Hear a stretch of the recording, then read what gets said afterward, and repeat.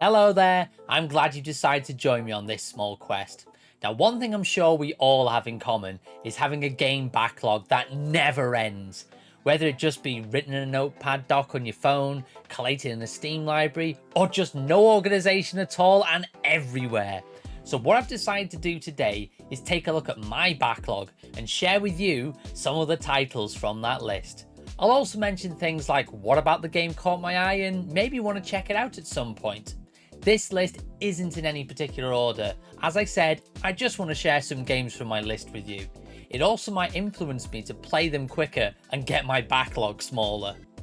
So as always, I want you guys to be involved in this. So feel free to put in the comments some games from your backlogs, as it will give people inspiration to add more games to their own. My backlog comprises of games I've discovered or titles that have been recommended to me. This next title has been suggested to me several times, so I'm going to make sure I check it out this year, as it has a lot of stuff in it that I love. So let's quickly talk about Sayonara Wild Hearts. This is an interesting little game as it's a pop album video game.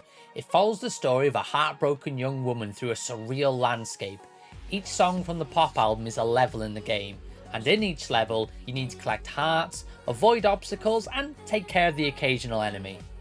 What caught my eye with this was the visuals and the music. The game is bright, but with a limited colour palette in the best way. Deep blues contrasting with bright pink, white and light blue. Very neon aesthetics, which appeals to me greatly. The graphics have that very simple but beautiful look, as I love from games like The Pathless and Journey. The music sounds like it's going to be a joy to listen to while playing. From what I've heard from the trailer, it sounds like it's going to be a very poppy synthwave, and I love me some synthwave.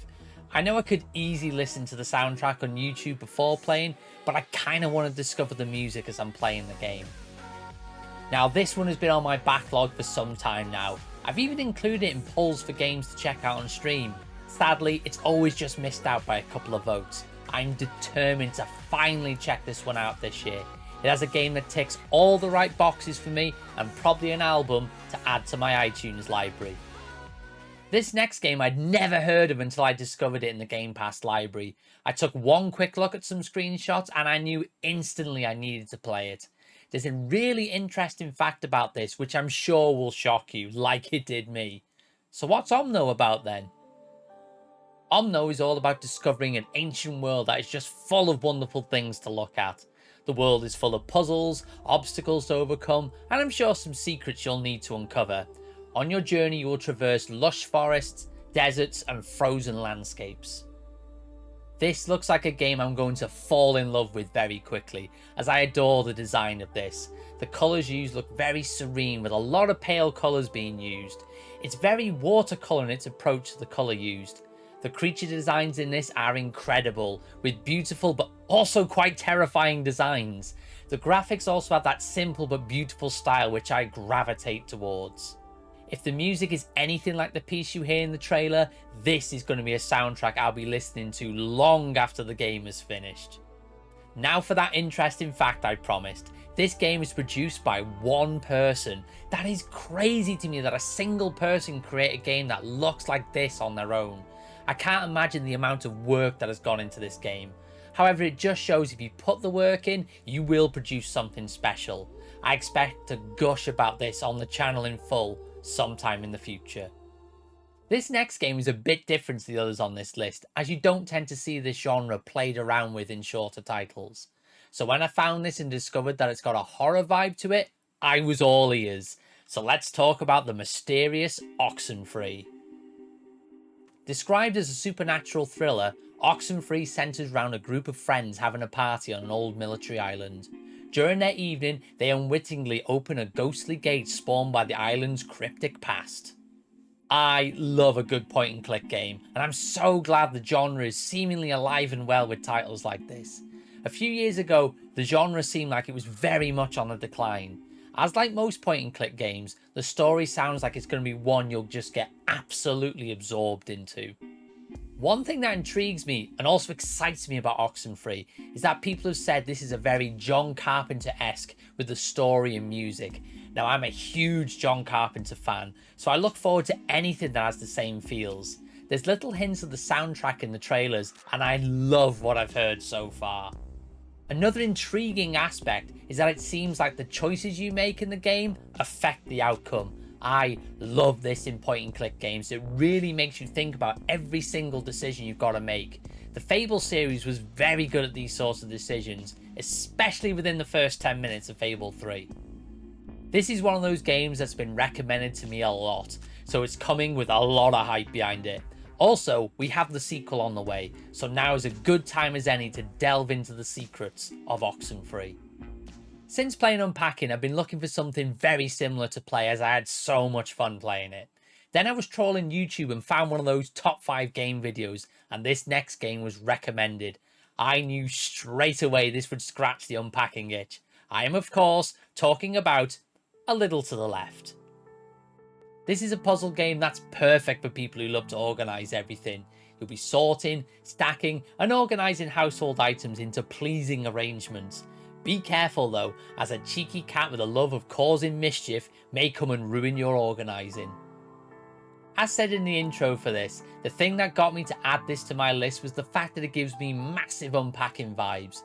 I get the feeling once you finish a puzzle, you get a very satisfied feeling. My partner Jemmy has played this and she loved every second of it. She's the kind of person who loves to organise things.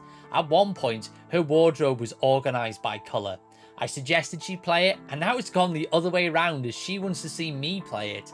This will definitely be one that I'll play on stream, as it'd be really fun to work out the puzzles with chat. We'll have plenty to do, as there's over 70 of them. I have high hopes for this one. I loved Unpacking so much. I really hope A Little to the Left matches the fun of Unpacking. It would be great to be able to recommend 2 unlikely amazing puzzle games to friends. I hope you'll join me for a future live stream of this. We come now to the final game of my delve into my backlog. This is one I've been recommended time and time again when saying I love playing shorter games. I think if I go another year of not playing this one, I think it's just going to annoy all those people who keep telling me to play it. Yes, I've still not played What Remains of Edith Finch. The game centers around, as the title suggests, Edith Finch, who's going back to her childhood home. However, she's not going back to visit the folks. Far from it. Edith is in fact the last member of her family alive. She's going back to learn more about her family's past to discover why she is the last member of her family. The story is what's grabbed me with this one, as it sounds like it's going to be a great story to uncover. However, I can already tell there's going to be all the feels in this. Plus, I love how the fanbase has kept the story a secret to this day, as I've still not seen a single spoiler from this. So, don't be that guy and post spoilers in the comments of this video, please. I love the Giant Sparrow involved with this, as they've made the Unfinished Swan. Now, I've never finished that game, but whenever I've played it, I've had so much fun and I enjoy the story the Unfinished Swan tells. So I'm really hopeful that Edith Finch will be more of the same.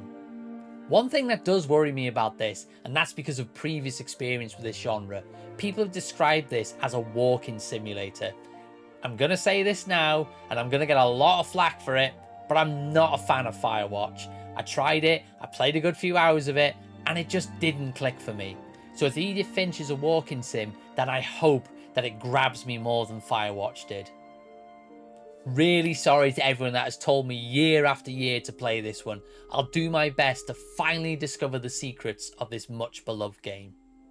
With that, we come to the end of this look into my video game backlog.